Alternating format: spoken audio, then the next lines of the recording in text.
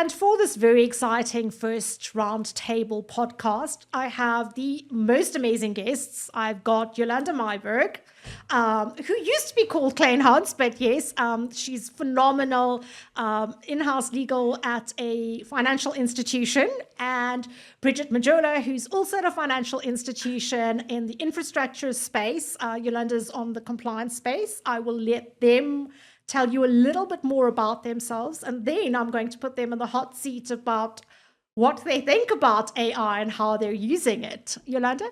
Awesome. Thank you, Nikita, for that welcome, and thank you for having me. I am Yolande Myburgh. I own it. My husband says the only thing he got out of the marriage was the surname, so, got to give it to him. I do have just over 20 years experience working both in private practice as well as in-house counsel. And yes, AI, it's all I'm going to say. Bridgett? Thanks, Nikita. I'm Bridgett. I am in the infrastructure space. Recently joined a financial institution from private practice. Also 16 years in the infrastructure and energy space across all sectors. So I'm quite excited to talk about AI because I love it. So I'm on the pro side. I have a feeling just from the tone that Yolanda's maybe on the no side, but let's see what we can do. I'm going to be very neutral about this. I'm not really. And given what we've just said about our PQEs and how long we've been doing this, we're probably on the older side of adapting and adopting technology. So throw it out there. Are you using AI personally and professionally? And how has it impacted you, your work, your briefing patterns? Perfect. So I'll start by saying AI hit when it was my final year of my MBA. So it was a gift. So I definitely love it in that particular area. But as we've seen, what we have been quite helpful for as the law firms and as the legal sector is we have seen the evolution of technology. So we've seen alternate service legal providers, we've seen legal tech. So I think AI was just kind of that other stretch that brought it in. So for me, yes, we do use it. From a workplace perspective, we're using not something that's legal specific. We're using general AI, which is Copilot on Microsoft, which is awesome because it runs through, from your Word to your emails. So definitely in that regard, I think it's awesome. And obviously, I've got 2 kids, so AI is my homework. When they come home, I'm like, have you tried it on ChatGPT yet? What does Chat say? Let's go with that. So yes, no, I do embrace it. I think where my concern comes in, I think 2.5 years into the technology, what we're now starting to see as we see with any technology, we had view on demand, so we had binge. So there's always this almost what I call a dark side to any of the technologies. My pet peeve is just, what's now commonly referred to as AI slop, i.e. the thing that is mass generated, it's generic. It just, for me, it's almost like it doesn't serve a purpose apart from generating data. And that's really where my sort of, frustration with the AI is that it's being used without necessarily the intelligence that I think it should be used with. But Bridgett? Agree, Bridgett. It's the only option. Well, I think that answering this question is very complicated. It's because I think even the topic of AI is like the GLP-1. Some people use it. When you say GLP-1, are you talking about like a Ozempic? Ozempic? Okay, Yes. I was like, let me just, okay. So there's this massive secret that can help people. Okay. It's a little taboo to talk about. Some people are using it secretly and they don't want to talk about it. But some people that are using it correctly with supervision are able to see amazing results. So I do agree with Yolanda that it just depends where you fall on the spectrum and the quality of the input that you're putting into the tools. So for example, for me, I definitely use it, but it's a little bit more difficult to use it on a day-to-day basis, given the kind of work that I do, because it's transactional and not advisory as such. So in instances where I would use it, I would also use Copilot. I actually love it. Some people don't love it, but I feel like I have taught my particular tool to be tailored to the kind of sector that I'm in and to spit out results that are a little bit more nuanced. So when it spits out the garbage, then you just interrogate the information a little bit, because we never, especially us, we can never use it in the workspace without first knowing what we're actually looking for. So our input's got to be clear and correct, and generally if the answer isn't nuanced, because you as the expert know that there is a bit of a nuance, so you can interrogate it and then it spits out decent results, I would say. Sorry, Nikita, if I could ask Bridget, you made the comment about some of us are using it and some are not. Do you find there's a little bit of shame almost? Yes, it's a bit taboo because Really, I would have thought the other way around. I would have thought definitely saying you're using it because everyone's jumping on this bandwagon. no, I think it can be a little bit taboo because no one wants to feel as though there's now this tool that could potentially replace you. You always want to be seen as adding value and being the expert. And also, you still want to retain the reputation of being quick and efficient And professional yes, and the expert. and people mustn't know how you're getting there or how you are able to do it. I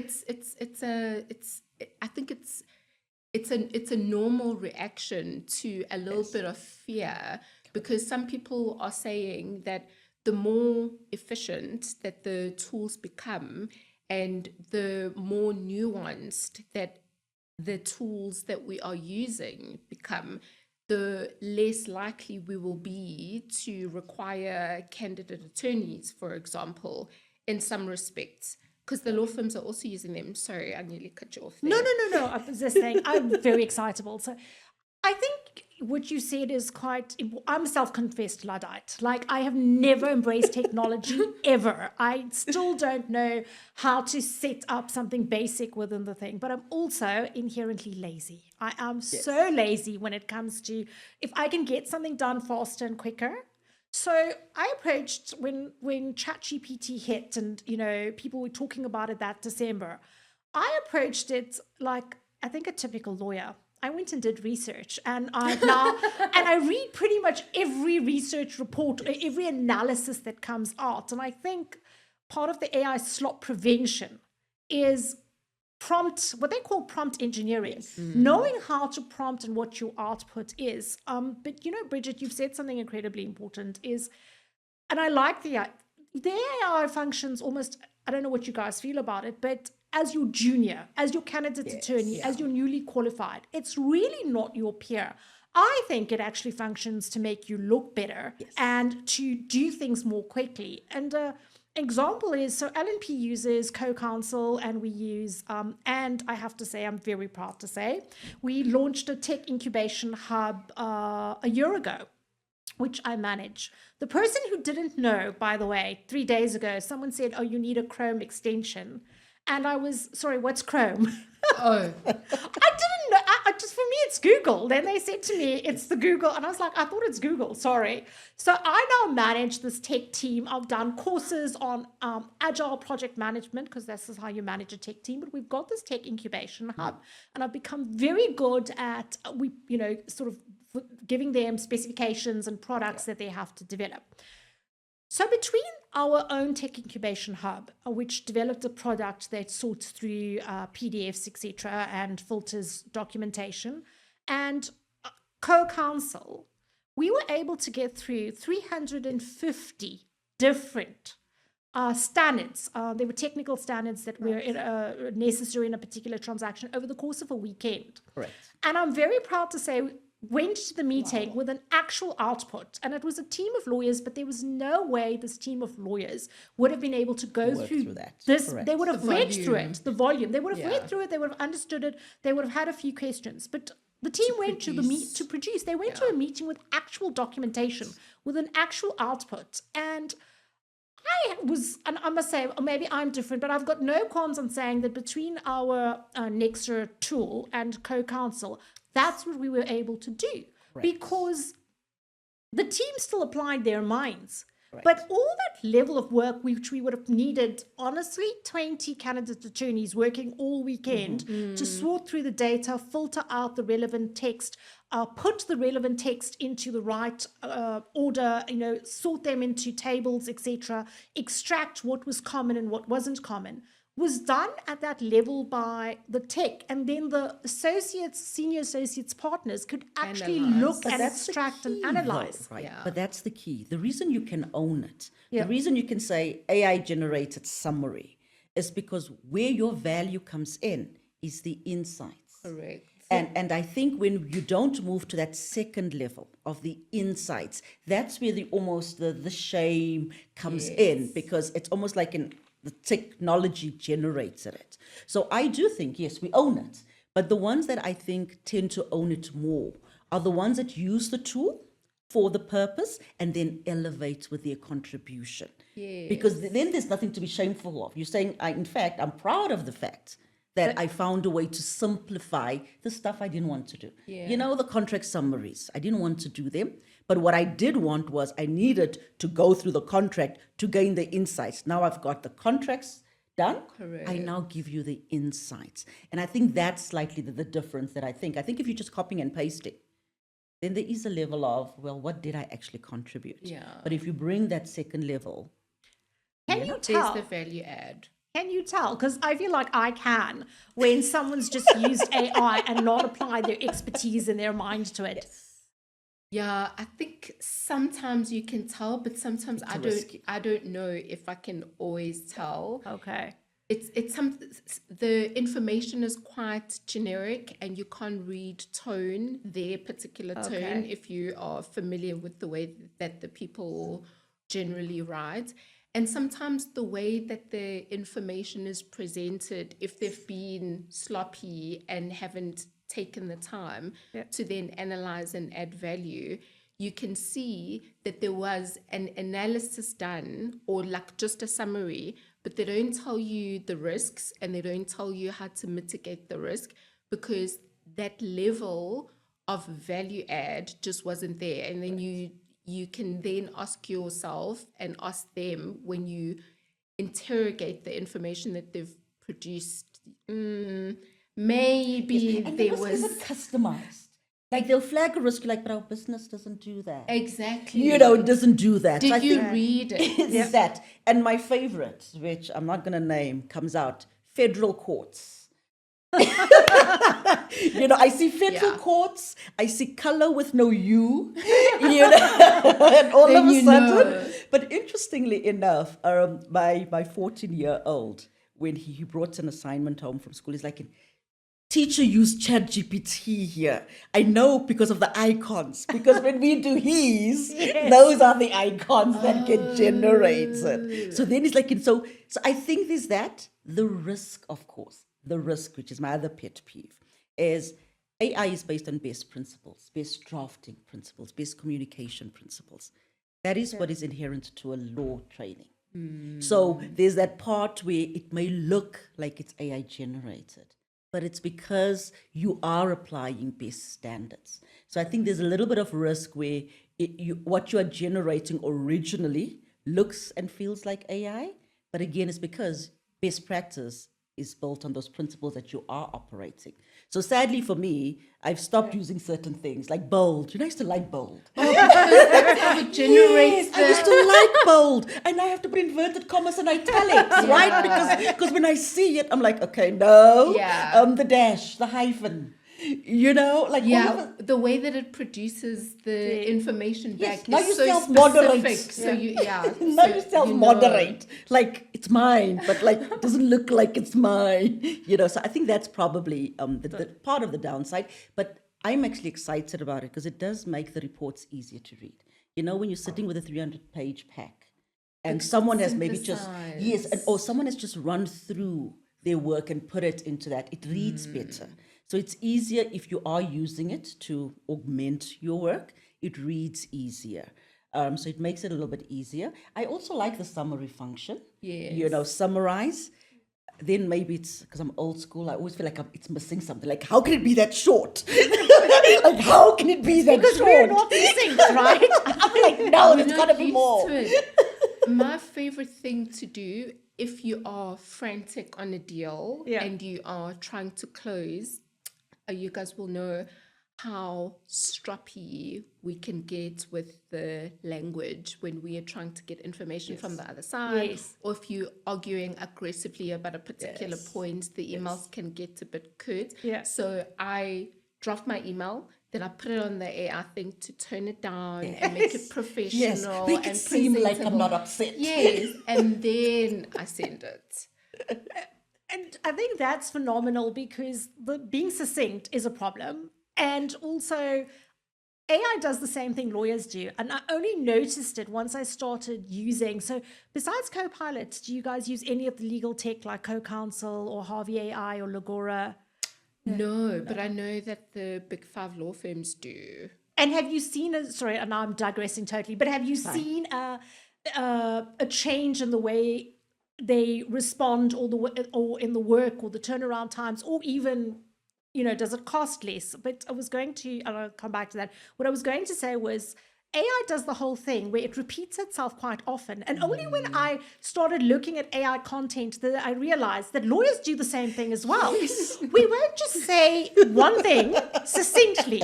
We'll say it in the intro, we'll say it in the summary, we'll say it in the conclusion. And in drafting contractual documents, because for my sins, I am a concept to closure construction lawyer, so I draft contracts and I litigate on them, you'll say, you'll have a clause and you'll want to exempt certain liability. Yes. I will say it 50 different times in 50 different clauses. To make sure. Just to make sure. Notwithstanding, irrespective of what I've said. But the reality is, if we're going to be the experts, we should be confident that I've said it once, it's enough, And I've noticed AI does that. But where it's brilliant, the legal tech and, the more general sort of LLMs like ChatGPT and Claude is the summarizing function.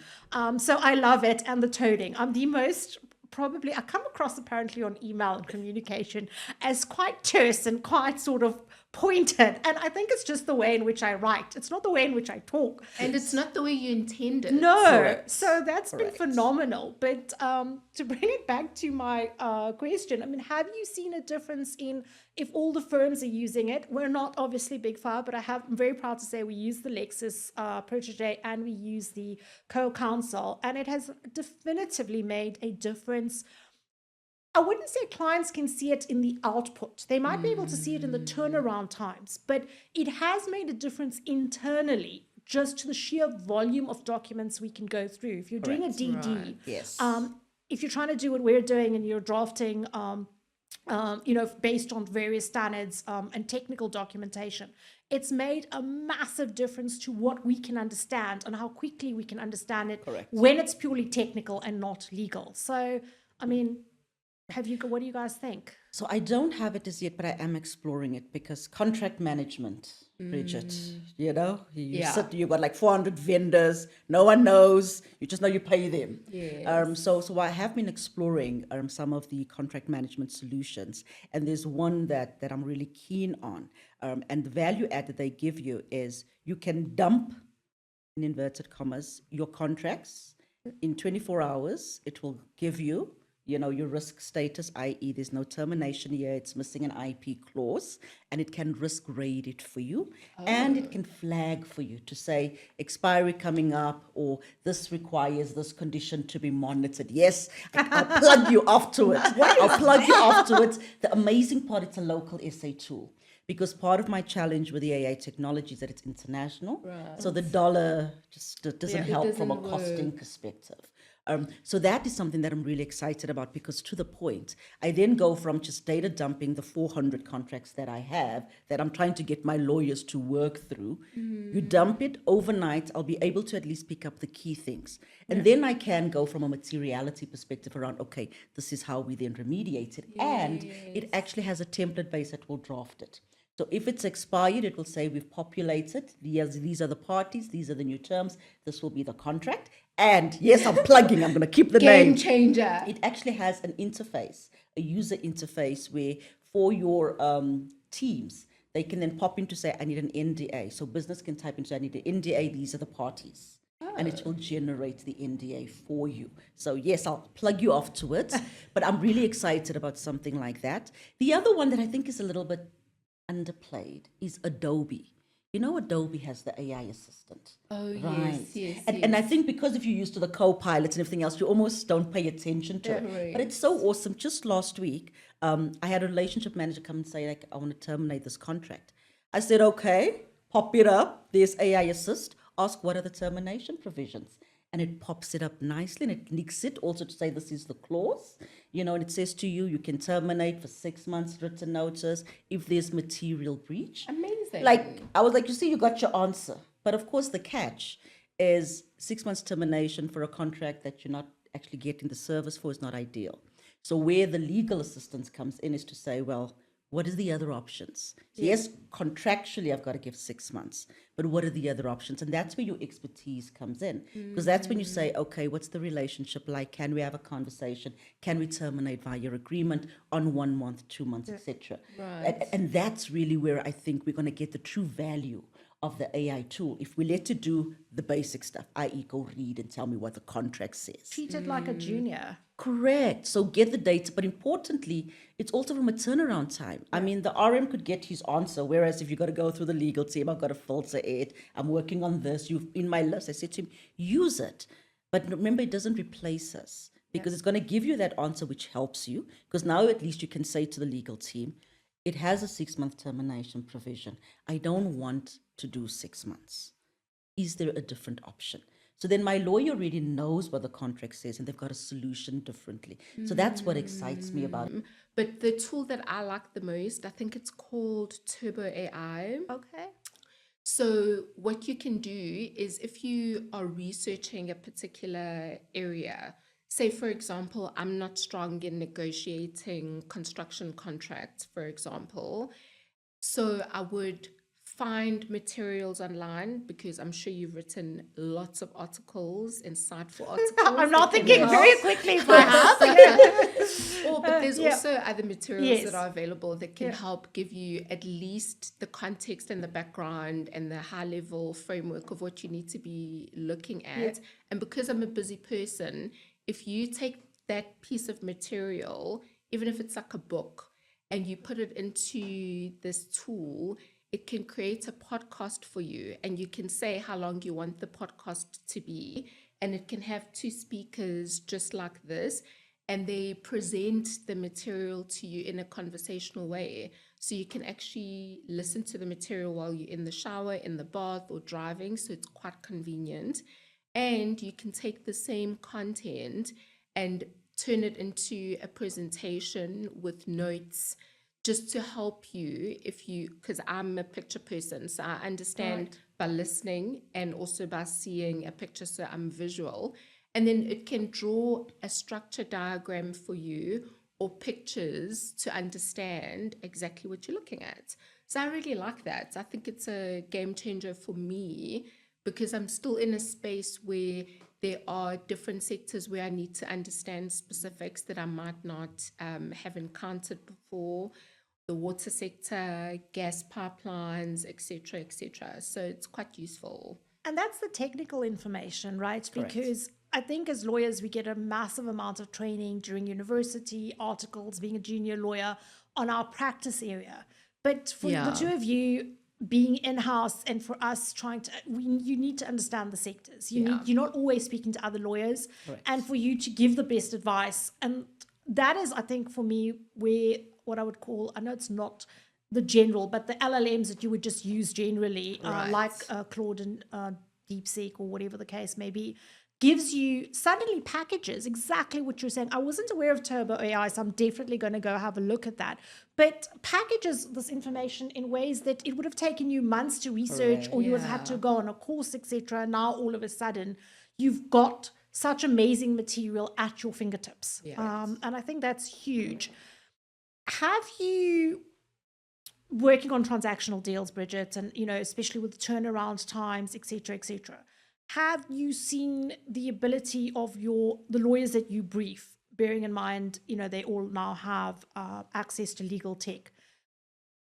Are their turnaround times better? Are you suddenly seeing a decrease in the cost of your transactions? Cost of transactions, no. Yeah, I was waiting for that one because I'm like, who are you briefing? Definitely not. But I must say, turnaround time is exceptional. And also, just the ability to provide very accurate, succinct, relevant advice, even short, brief, subject-specific memos is really, really good. They're all using the summary section of LLMs. I mean, I You don't know. understand. I don't know. We just want to benefit. Interesting for me. So, Bridgett, for me, there's two parts to this. So, one, I also haven't seen the costing benefit. And part of what I'm triggering is to say, where you are using AI, I need you to disclose it to me. Yeah. Because that, for me, starts allowing me to have the conversation around, well, should I be getting a cost benefit? Because I know the time it takes. Right. But importantly for me, because of what we've seen with the hallucinations, particularly on litigation, both locally and internationally, it poses a risk. So I've got to have the awareness of the risk so that I can then put in the mitigation controls. And so it's less about, yes, the cost element is a factor, but my bigger factor is I need to have the awareness, because there's the reality you had pre-AI and pre the hallucinations, where you trusted that you briefed, you trusted that there's counsel, you just kind of trusted the veracity of the legal information. When you were reviewing it, you were reviewing it from a factual position. Does it understand the process? Are the facts correct? The law bit, I tended to kind of just default to, I'm relying on counsel.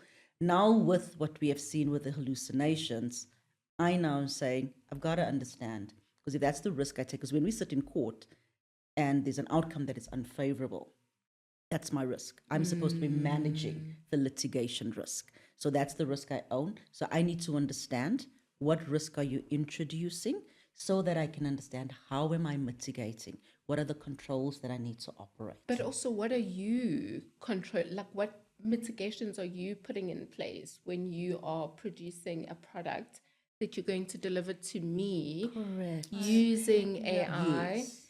I'm happy for you to use it, but can I rely on the fact that you've now also double checked and triple checked so that I'm at least protected as well?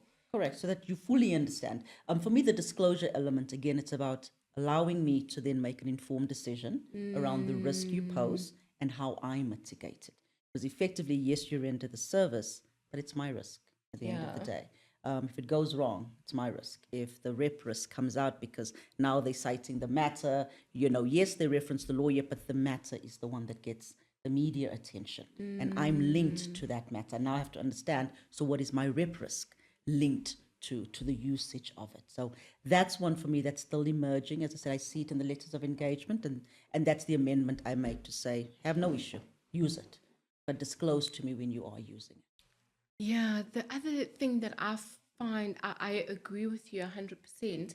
The other thing that concerns me is that sometimes we have problems that are quite nuanced when you're asking for advice.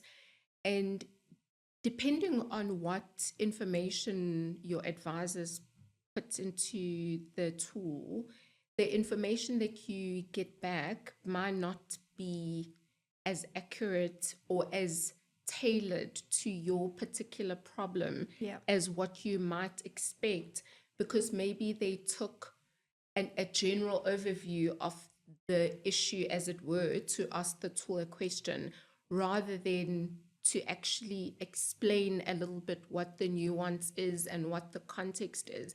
Because I remember when we were reading cases ourselves, that process of reading the judgment and understanding the reasoning of the court and looking at the rationale and the dissenting judgment allows you, even if there is a particular decision that the court comes to or a particular conclusion, you can decide for yourself that, well, even if this is what this case said, I think I could still make an argument for this, and that.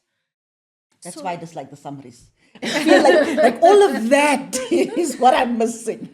So I think that I mentioned this, or don't think I mentioned it earlier, but there's a company called Val's AI, and they just released a report in October based on, they tested hallucinations against 4 legal tech products. I can't remember which ones they were, but it was the usual suspects, Harvey AI, Co-Counsel, against sort of generative AI that is openly available in the market.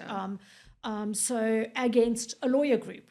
And what was so interesting was the legal specific tech had an accuracy of 78 to 81%, and the open sort of generative AI, chat GPT and all of them were about 80%. And the lawyer group was actually less. So Awkward. in terms of, I know, But is it not about size of data? no, it's not about the size of the data. It was about, so some of the open, I know it's not open source, but some of the LLMs that are freely available, that are not legal specific, did slightly worse, but they were able to access more data and come to you, and they were able to actually link it back. So where I think the chat GPTs of the world have gotten better is they no longer give you information in a vacuum. They will link it to and give you a footnote and give you the source or the raw data. But what's so interesting is that the legal tech costs an arm and a leg. I mean, being part of a law firm, I know how much we pay for this, right? It's ridiculous.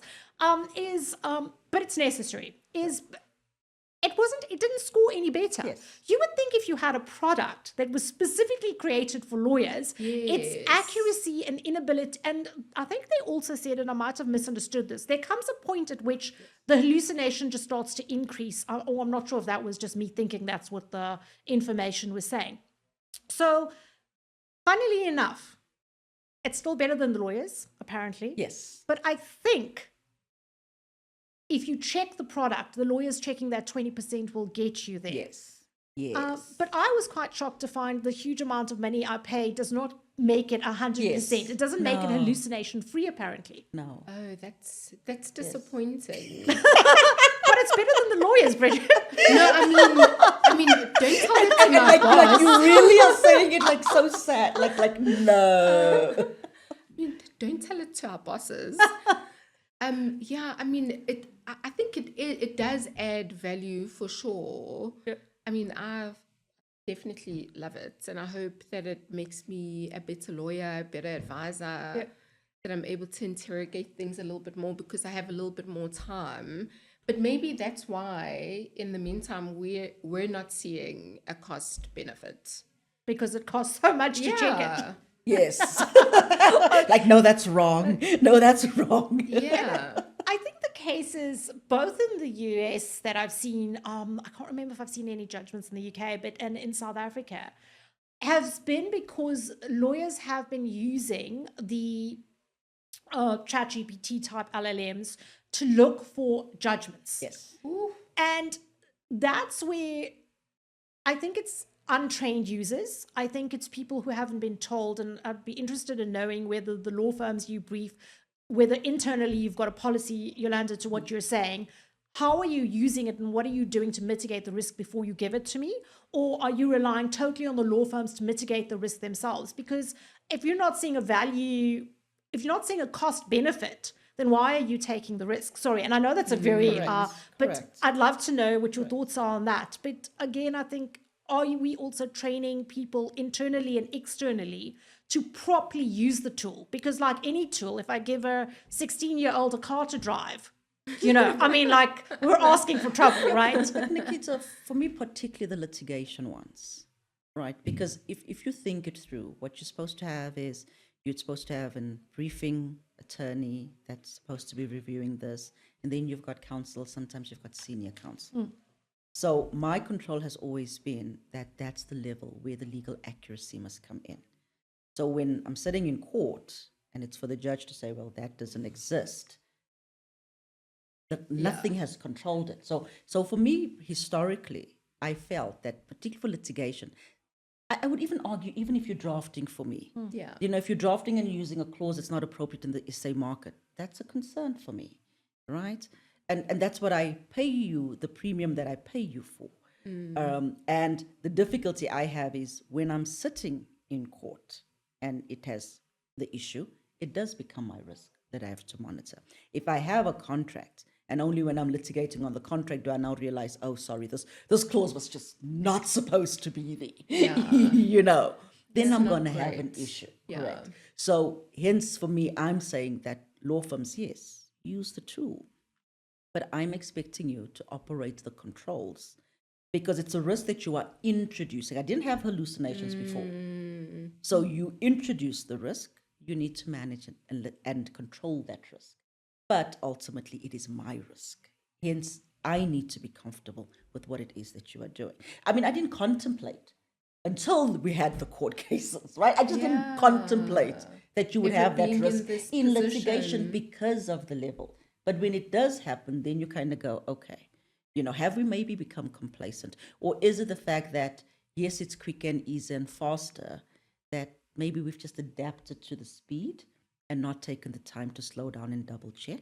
I don't know, but I mean, you should host the law firms and let them explain to us how they sleep at night. I think that's true. I mean, when I was at my previous law firm and the subject came up, we took a firm position saying that juniors were not allowed to use it in any product that was going to go to a client. They could use it internally for their own purposes or whatever, but nothing going to a partner or to a client can use any kind of AI. And you can check, you know, you just receive the product and you put it in the tool and you check whether this was generated by AI, and the tool can tell you most of the time. What I'm wondering though is, maybe Nikita, you must tell us, because you own your law firm and you run your law firm and you've got this amazing Now I'm in the hot project. seat. Yeah, no, I want to know Yeah. if your PI cover covers your guys' work, including the generative aspects of the, well, of course, the generative aspects and any liability that you might have as a result of using these products, and then Yolanda here suing you guys. Yes, because I'm going to look for the AI clause in the PI cover, you know? So before you even get to the PI cover, is one of the first things we did when we started, because I'm very risk averse, weirdly enough, for a lawyer. One of the first things we did when we started adopting AI was we put a clause in our terms and conditions to let you know that we are using these two specific products, which was LexisNexis and Co-Counsel, and it is being used in your work product. But regardless of that, we have a very stringent limitation of liability. So, and that was the part our PI cover was most interested in. They were interested in how we limit our liability, because at the end of the day, whether it's negligence in using an AR tool or whether it's negligence in supervising a CA, you're pretty much, negligence is negligence. You're on the same page. So that's how we dealt with it from our terms and conditions. But how we dealt with it very similarly, but completely the opposite to your previous firm, is I love protocols on everything. Nobody reads my protocols anymore, because every time I have a thought, I generate a protocol. I'm like an AI tool for protocols. Is a very strict protocol on how and when to use it. So if you're communicating with people, and it's about messaging and tone, provided it isn't client information and there's no confidential information, you can use a LLM tool. You can use a ChatGPT for tone, for softening it, for other, I always say for softening it because that's what I need. But, you know, if you want to make it sound more professional. Correct. But often, honestly, I say to them, use Copilot just to make it plain language, because we use 20 words when 2 will do. You know, but for using the legal tech tools that we've specifically signed up for, there are rules in place for how to use it, when it's supposed to be used. So nothing could go to client, because at the end of the day, the people using it would be the junior attorneys or the candidate attorneys that then send it to the associate or senior associate, who then gets checked by the partner. Correct. And if, to be honest, at that point, we as the partners haven't picked it up. The problem lies with us. It does not lie with the AI tool, you know. I don't know how one, and I'm not in any way putting the blame onto lawyers or counsel or whatever. I think what's happened is, particularly in litigation, because the issue seems to have come up in heads in the main part, you know, is someone within the law firm drafts the heads. There's an expectation that the partner checks the heads. There's an expectation that the junior counsel checks the heads. There's an expectation that the senior counsel checks the heads. But before the advent of AI tools that are creating these wonderful judgments that don't exist, and I'll tell you an interesting anecdote on a textbook that AI created, is everyone assumes that the person below them has verified it. Correct. And that's the check that I think we need to put in place, which wasn't being done as law firms. Because if a junior gives me something to read and they say they've based it on Indemani, okay, I know Indemani exists, but if there's something specific that they tell me is based on judgment X, I take it for granted if they've quoted a section of the judgment, that quote actually exists because that judgment exists. I've never gone back to them unless I wasn't comfortable with the application to go, please tell me where this judgment is and give me a copy of the judgment. And I think that's where we're almost going to have to rejig or re-engineer how we check products or how we check work product. It's been a long time since I've said to a junior attorney, please give me all the judgments that you've quoted in this. Or have you checked that these judgments exist, because it was never a question. But we are going to have to, and that's what you have to do, is say, for every judgment that you have, please make sure you've actually got it. I mean, one hopes that the paid for tools will not create a judgment that doesn't exist and a link to a judgment that doesn't exist. You've just confirmed. But I've just confirmed it can happen. That Because they're more there's a likely book. to hallucinate. Exactly. And on this, I lecture a short course in construction and engineering law at WITS. Last year was the first year, and unlike my normal personality, I set exams that are very easy to pass, only because everyone who does the course is usually working. So my view is my exam is there to test your knowledge of construction. It's not there to trick you and see, you know, if I can fail you. That's, you know, not this thing.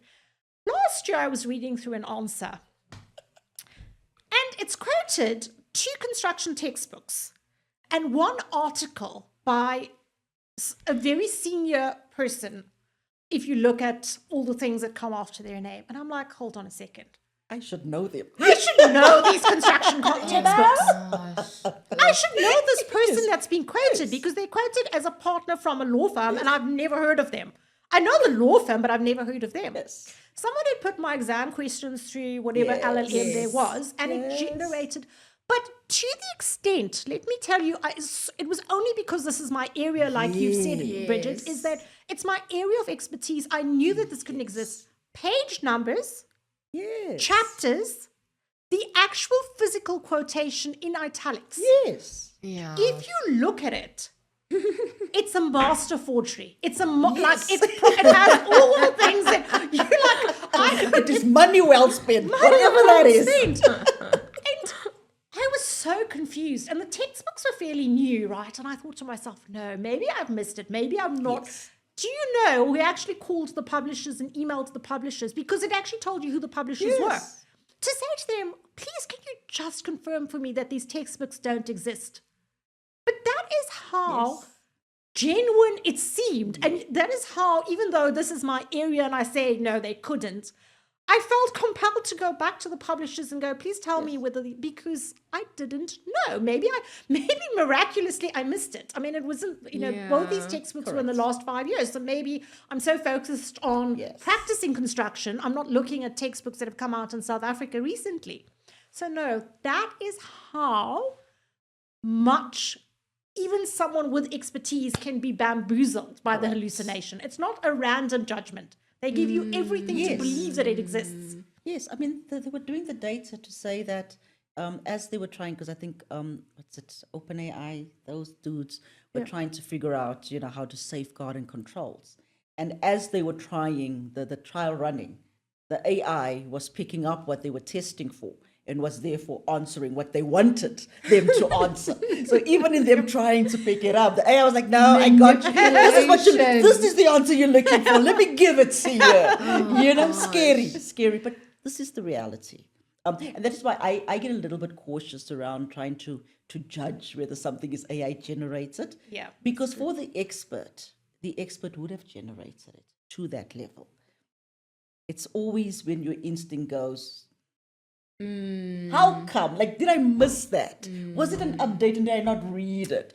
But do you think that not actually ensures, because I've been a specialist back before, I think people thought construction was a thing. I think up till 15 years ago, people were going, sorry, how is this a practice area? Like, how is this what you actually do? Do you not think that what it ensures is that we now have to be sector or matter or content or practice area specialists? Yeah. Because I don't know where we're landing in this discussion, but I don't think we can escape AI and its use in legal tech and in practice. Is it ensures that we all need to be experts, because honestly, I was bamboozled. Like, if I hadn't been, I would have gone, oh, it's a textbook I don't know. Tick the box. Let's mark this correct and move on. And by the way, what it was saying was not incorrect. It's just that the textbook didn't exist. So instead of us worrying about, and I think it is a fear I see in some people, that AI is going to replace us, is it not maybe a question of AI is going to enhance us? Because you do need subject matter experts to monitor it, manage it, and control it. Yeah, I agree. I think so. I mean, I like the idea of being sharper in my craft because I've got access to better tools to help me. And also, given the volume of work that we manage and that you manage, I welcome a tool that will add some value to that and make my life a little bit easier. Obviously, like the GLP-1, everything always has a side effect, and the greatness comes with managing that, mitigating it. And maybe it's also just still the beginning stages. It's still developing. So it can only get better, to be quite honest. And the subject matter experts, who are the ones that are checking the contents that's being produced, I think can also charge a little bit more, because you're now taking the time to become a specialist in the area so that you can help manage our risk. Okay. So I think it will replace some lawyers. I think it's going to replace the lawyer whose job was to just generate a contract, or whose job was just to give you an answer to a question. What I do think for the other level of lawyer is that, one, it allows you to do that next level. So I do think it allows us to then have to tier up. You have to now pause and say, so what is my actual value contribution? Yeah. It's not generating a contract based on information you gave me. What is my value add? And how do I showcase that value add? And that's where I think experience, expertise, how you're going to problem solve. I think those lawyers that bring that closer to the legal work are the ones that are going to take us to the next level. And honestly, those are the lawyers you want teaching the AI. Yeah. You don't want the lawyer that was not doing that to teach the AI. You asked the question up front, it's doing the work of the candidate attorneys or like very junior lawyers, and how will they be trained?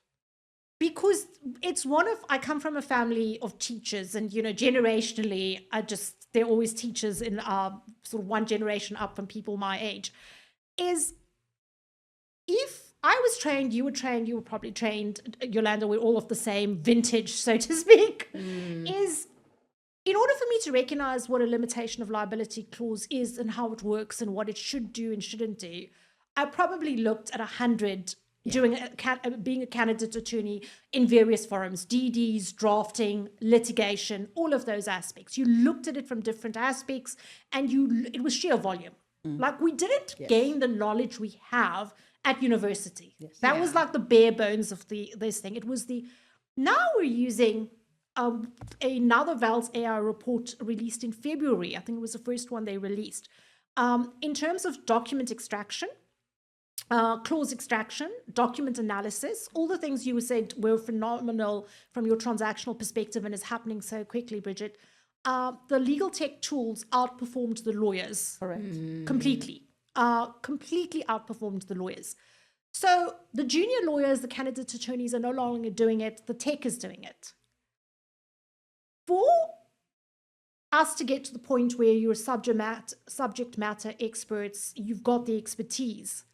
Our generation's okay. Maybe the generation below us is okay as well. What happens to all those lovely students qualifying and doing articles or are newly qualified who are simply going to be plugging in the contracts or documentation into tech and giving a senior the output? Where do you guys see AI helping with that? What do you see the consequences? How do you think we deal with this? Because I can see a massive problem looming in 5 to 10 years. Bridget, it's all for you, this one. This one has your name on it.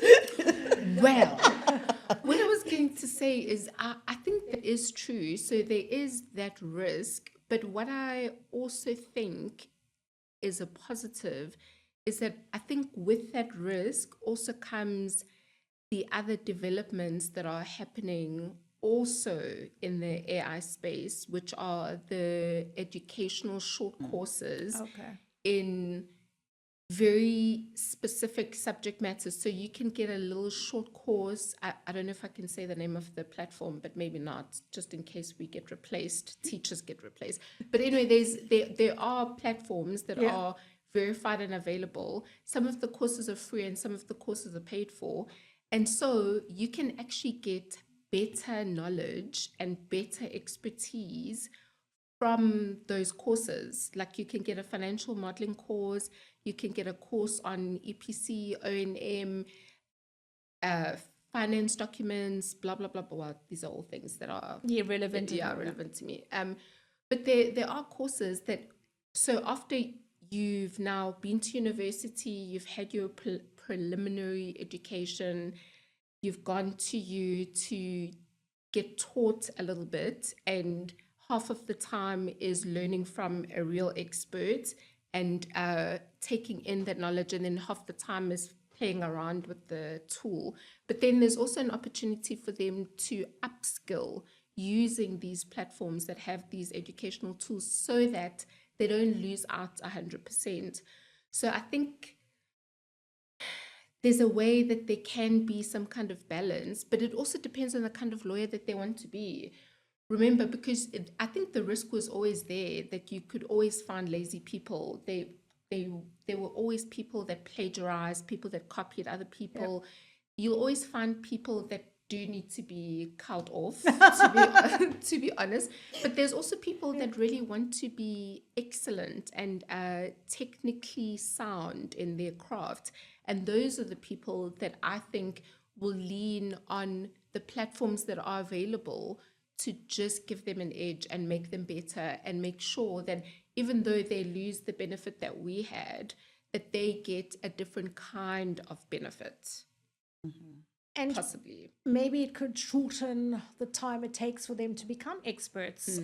If you are using the tech in a different way, it's now input and training versus your output and experience. It's about education, and I think the whole education sector has to think about this.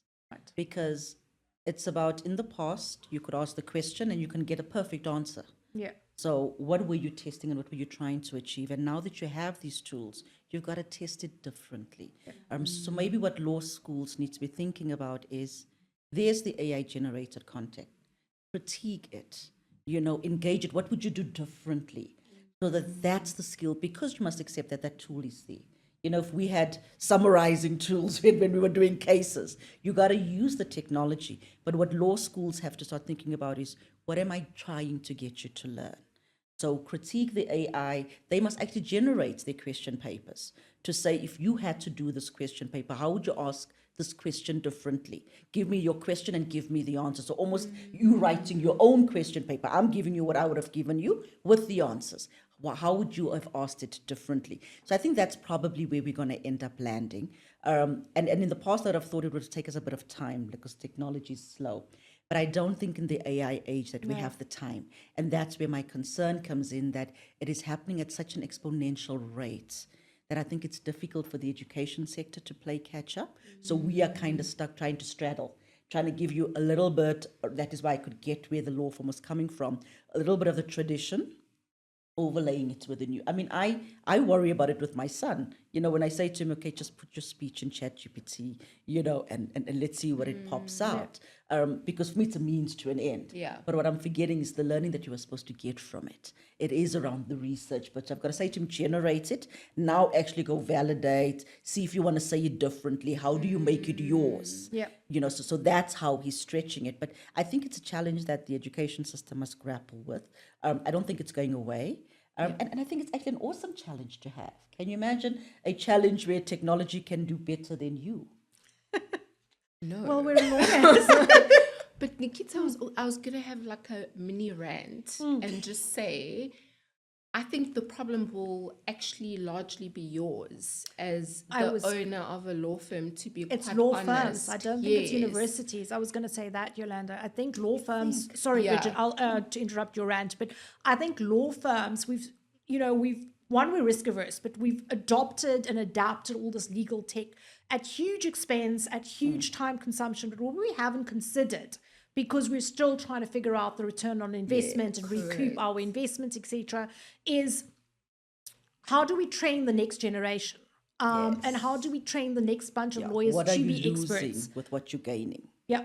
Sorry, Bridget, go for it. In addition to that, it's also the soft skills. So for soft skills and disciplines, because for us, remember that whole process of going through volumes and volumes. You had to sit there in front of your boss, read that agreement back to back, blah, blah, blah, blah, blah. Anyway, that is my concern. Just the discipline of doing the research, the discipline of being thorough and what that looks like and what it means. Attention to detail, having to sit in the library, It's all having this- to be nice to the librarian so that she can find you that AD case that you just can't find. Things, I know. I think it's a huge burden on, and in a positive way. I don't have another word, but to wrap up, I think it's a huge incentive, but it's also a huge burden on law firms and on clients of law firms, as to we can use this, but how do we most effectively use it? And how do we cater for what I see as a huge gap in the next 5 to 10 years of training our lawyers differently so that they do become the subject matter experts that are required to continue to use the tech. So we're going to wrap this up, but thank you. I don't know. Are we all on the same page that AI needs to be used, but responsibly, or let's not use it until law firms can agree to use it responsibly? Use it, the culling will come. Use it, but with supervision. Awesome. So thank you, Yolanda. Thank you, Bridget. You guys have been awesome guests. And thank you for agreeing to participate in this. And hopefully we can have a second part where we can see where the training lands us. Awesome. You'll let us know. I will definitely. Thank you, guys.